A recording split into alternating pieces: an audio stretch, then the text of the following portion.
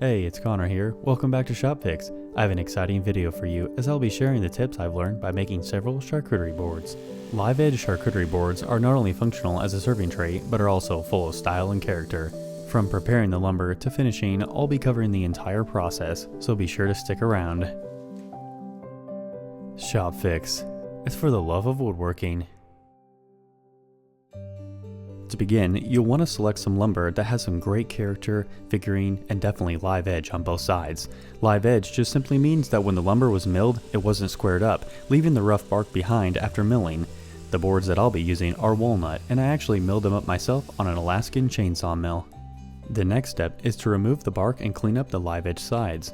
Most of the bark can easily be removed with a chisel or draw knife. For the remainder of the bark, we can use a wire brush chucked into a power drill. The wire brush will also make quick work removing the leftover material from the bark, which is called phloem. The phloem will often be a different color than the wood, so it's easy to tell once you've worked it all off.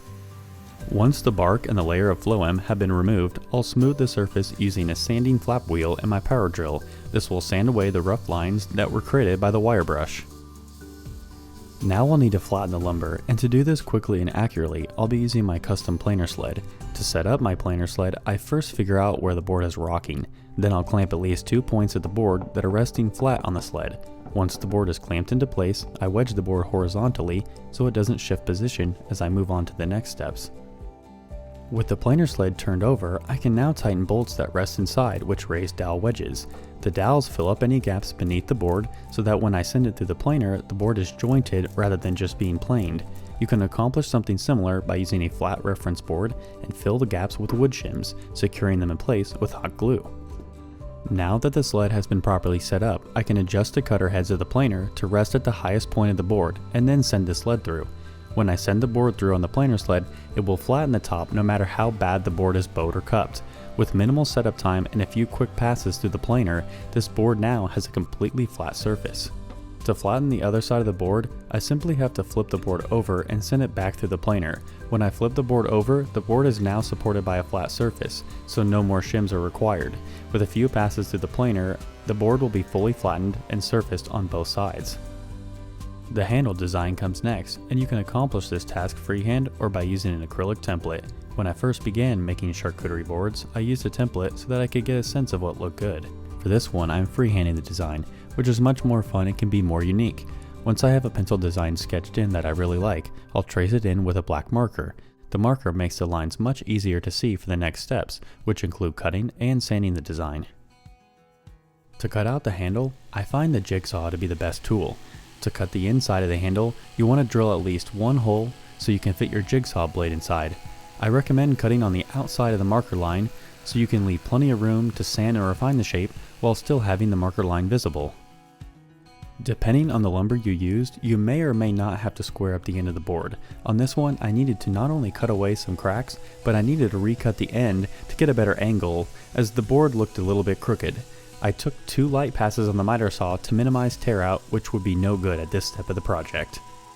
Now it's time to refine the shape of the charcuterie board, and I recommend using a stationary drum sander like the one I'm using, or you can supplement with a drum sander accessory for your power drill. The drum sander will clean up the rough lines and burn marks left over from the jigsaw. You can see I have plenty of marker line left so I can make sure to retain the shape that I traced out. Once the edges are smooth and free from any jigsaw lines, I'll work on rounding the edges next. To round the edges of the charcuterie board, I'll be using a large roundover bit on my router table. The drum sander as well as the router table allows me to quickly get the bulk of the shaping done. However, the router table will likely leave some burn marks, and the edges will still be very rough, so we will work on smoothing them up next.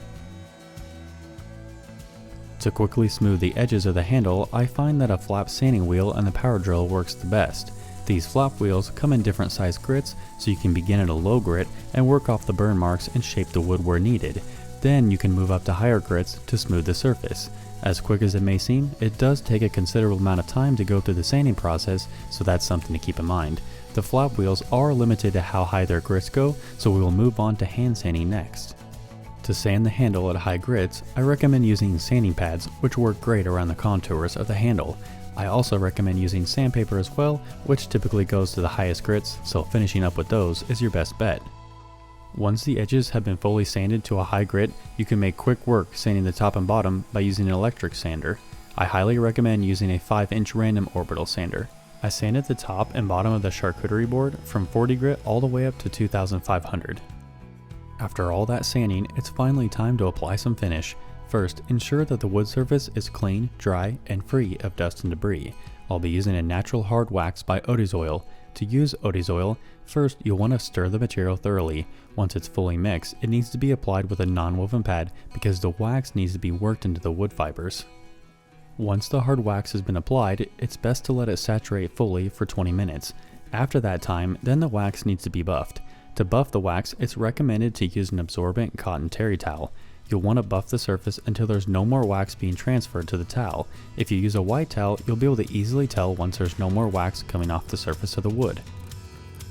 Whether you're making a charcuterie board for your own home, building them to sell, or giving them as gifts, I hope this video gave you the tips that you needed.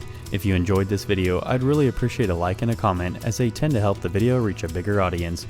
Well, that about wraps it up, but as always, I wish you the best of luck with your future woodworking projects. Take care.